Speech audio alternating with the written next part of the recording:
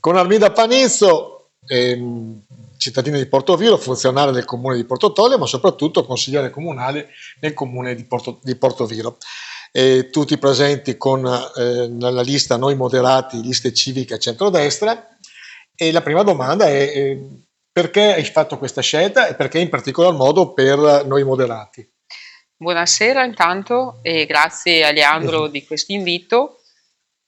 Io mi sono presentata alle regionali con la lista civica di destra, centrodestra e in particolare con Noi Moderati, in quanto in primavera io ho presentato una lista per candidarmi a sindaco del comune di Portoviro e poi successivamente sono stata contattata da Noi Moderati perché appunto era piaciuta la mia campagna elettorale e io mi sono riconosciuta in loro, nelle loro idee, nella proposta che mi hanno fatto, però prima di accettare questa candidatura alle regionali ho deciso di andare ad ascoltare chi noi andremo a sostenere e Alberto Stefani, il successore di Di Zaia. Zaia.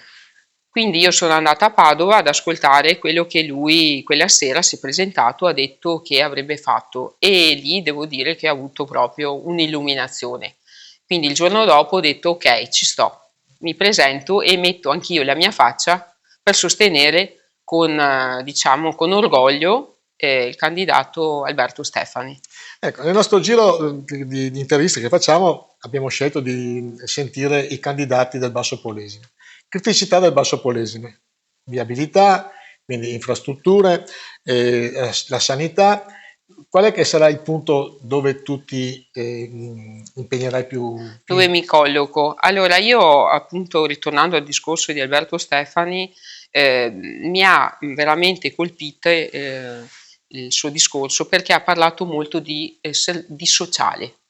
Io nasco dal sociale, ho una laurea in sociologia, da anni lavoro nel campo dei servizi sociali e pertanto questa cosa qua io mi colloco proprio in questa situazione. Quindi io parlare di viabilità non mi sento diciamo portata. Rappresento il Polesine e in particolare il Basso Polesine da Rovigo, la provincia di Rovigo e c'è tanto lavoro da fare per quel che riguarda il sociale, anche altre cose, ma in particolare sposo completamente alcune frasi che Stefani ha citato e dire che prima di costruire le strade dobbiamo costruire le persone. Siamo in un periodo storico in cui le persone si stanno perdendo e di conseguenza ci sono tanti problemi dopo il Covid, dopo appunto il periodo un po' critico del dopo Covid ha lasciato degli strascichi importanti sulle persone.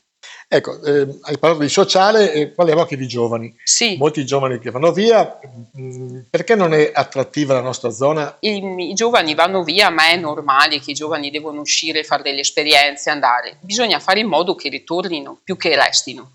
Cioè Vero. è giusto che devono andare fuori, imparare, perché chi non va in altre località, non Non va, apre. rimane, dico io, magari un po' fermo. Quindi è giusto che il giovane vada ad imparare, però dobbiamo fare in modo che ritorni. Questo secondo me, ritorni con idee, ritorni con un plus valore, qualcosa che ha imparato. E quindi dobbiamo renderlo attrattiva e dobbiamo fare in modo che ci siano delle attività, logicamente, degli incentivi per i giovani e i giovani devono essere rispettati. Mi sorge spontanea un'altra cosa che ho notato, che quando si parla per esempio di questo governatore è giovane, ok, è giovane, e perché no? Ben Sì, venga appunto, è un vero, è vero, giovane, è vero. cioè Perché no? perché no? I giovani, ci lamentiamo tanto che la politica è fatta dai vecchi, quella volta che abbiamo un giovane, io dico che Macron quando andò a governare la Francia aveva 33 anni, 35, cioè adesso noi deve governarci il Veneto, non è che deve, voglio... In ogni Quindi caso, per me gli outsider ci sono sempre a tutte le eh, età, sia giovani che anziani. Diciamo che l'età non deve essere più un monito, un qualcosa che discrimina, né se è giovane né se è più vecchio. Armida diventa consigliere regionale. Cosa porterai di tuo bagaglio? Beh, sicuramente la mia esperienza lavorativa, che è un bagaglio non da poco, perché io ho sempre lavorato con la gente, so ascoltare e so mettere anche in pratica determinate cose, perché io ho lavorato da sempre, dall'età di 19 anni, quindi Quindi, sono una che è concreta, fattiva, determinata, se dice una cosa è quella e diciamo sono una che ama ascoltare,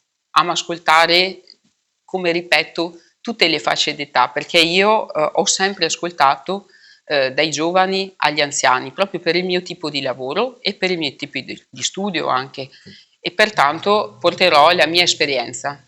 Il 23 e 24 innanzitutto bisogna andare a votare, poi se uno sceglie Armida Panizzo meglio, però dal tuo punto di vista, giustamente. soprattutto io invito sempre i cittadini, perché questo sarà purtroppo il dato numerico maggiore, ancora una volta all'astensionismo. Allora io invito sempre ad andare a votare. Grazie Armida. Grazie.